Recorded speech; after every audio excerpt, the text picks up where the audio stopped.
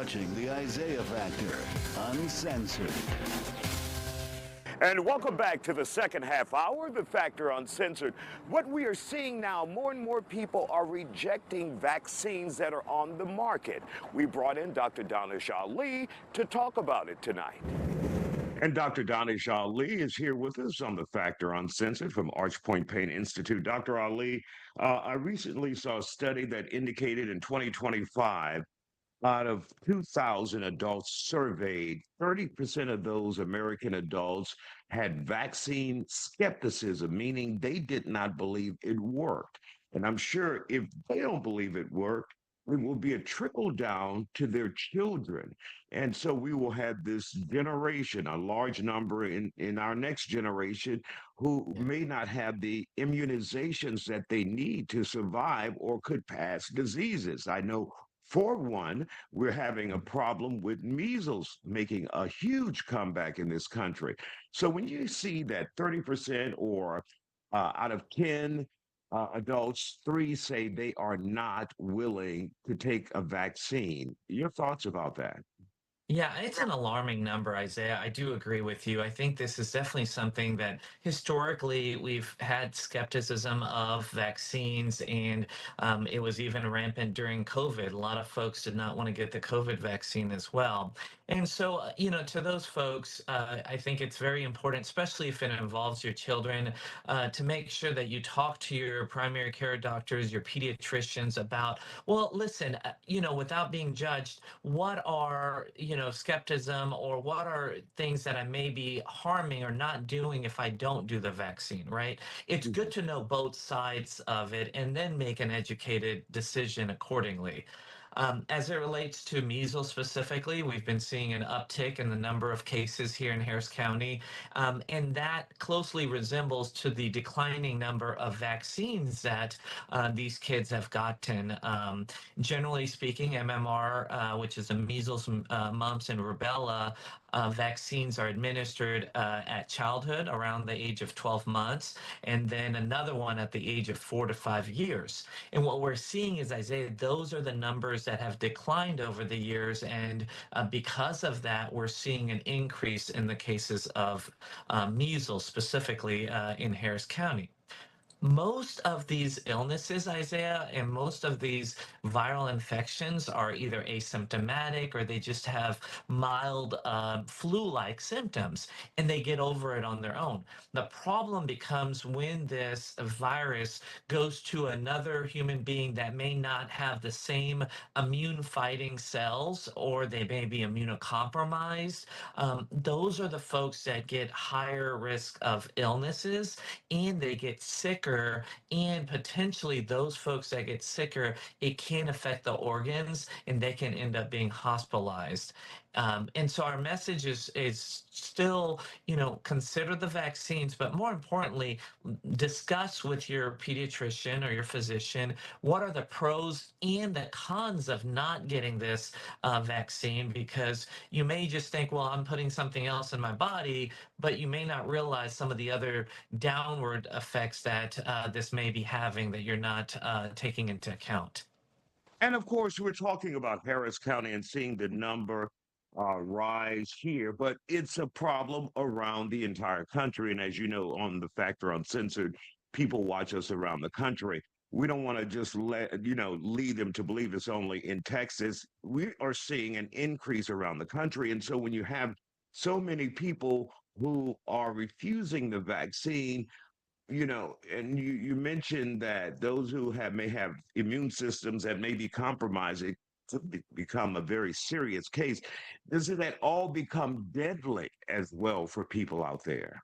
It can, Isaiah. There are rare instances where this can become a lifelong illness where maybe your organs went into failure, and now you may be, on the list for a kidney transplant or a liver transplant because your organs stopped working. But there are cases, they are rare though, but there are cases of death that have been associated with this as well. So there are a lot of patients who end up, especially this is a illness that we see in schools schools, in daycares, and in kids. But again, it can spread to adults, and it can, especially if you have not been vaccinated, Isaiah. Historically, these vaccines, specifically the measles MMR, it is 97% effective with the two dosages at preventing and developing measles. And so these are actual vaccines that have been in the market for many years and have been researched as well to show how effective they are with very minimal or no side effects at all.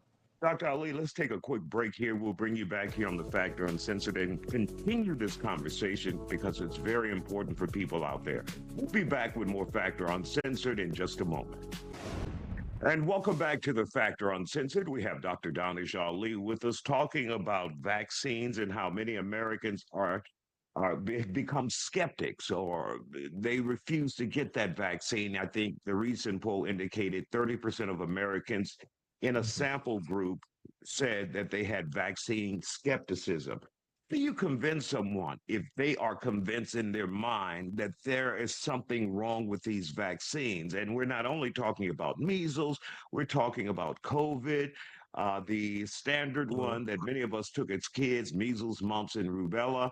How do you convince these individuals that it is okay, that you're not going to die when there's so Yeah. much false and misleading information out there on the internet, on social media, and there are groups who are pushing it? That's correct, Isaiah. And that's the difficulty that we have as physicians, is to make sure that we can have that sort of conversation with the patients and their children. There is movements out there. There's organizations that are anti-vaccines, specific driven. And I'll tell you, Isaiah, it's the job of the adult, the parent, to make the most educated decision possible by looking at both factors, right? These vaccines have been developed for many years, have been tested, have undergone vigorous animal testing and human testing to make sure they're as safe as possible, right? Having said that, there are folks who have that skepticism. Well, I got the flu vaccine and I still got the flu, right? There's a lot of variables in that. I hear that all the time, Isaiah. And sometimes it's because, maybe, you got that flu vaccine and you think it became effective immediately. It does take a few days for it to kick in and start becoming effective. That's number one. And number two, it's not 100% foul proof either, right? And so just because you get a vaccine, even for example, MMR or measles vaccine, for example, Isaiah, it's 97% effective after its second dosage. But obviously, many, many years later, the antibodies, they go down and your response may not be as strong as it would have been initially, right? And so we have to take into all those accounts. What I will tell you is historically, a lot of these vaccines do work, but moreover, if you get these vaccines and you still get influenza or COVID, the symptoms are a lot less, right? Your chances of being hospitalized Bingo. are a lot less. Your chances of spreading this to somebody else that may have a lot of other medical issues and may develop more problems as a result of that are less. So your transmission rate is a lot less. So I really would urge folks to look at it from both standpoints and come up with that decision where they know the pros and cons and aren't just being led down a one-way street. And of course, the efficacy rate on just how effective it is one thing. That's on the other side. But then you have individuals out there who are saying it is causing birth defects, it is causing autism, it's causing issues like that with their children, and there's been no solid proof on that, right, Dr. Ali? That's correct, Isaiah. Some of the articles and social media take some of these things, and that patient and that child may have had other comorbidities or other illnesses, and they end up trying to find a way to link that or loop that to their mission and their whatever they are discussing, right? And so there is no strong evidence or no real supporting evidence of that these things or these vaccines, specifically the MMR, as we're talking about, has those sorts of defects or causes that. people will find ways to make those sorts of connections. And that's why I urge folks to get a solid answer and maybe seek, two or three different opinions, talk to, two or three different pediatricians or your primary care doctors, and make sure you come in with your pros and cons that you've discussed and evaluated before just coming up to an answer. All right, Dr. Danish Ali, we appreciate your time, and hopefully we have convinced some people out there to do the right thing, or at least do the research they need before they just pull anything off of social media or the internet. I want to thank you, and of course, we'll be back with more Factor Uncensored. Stay with us.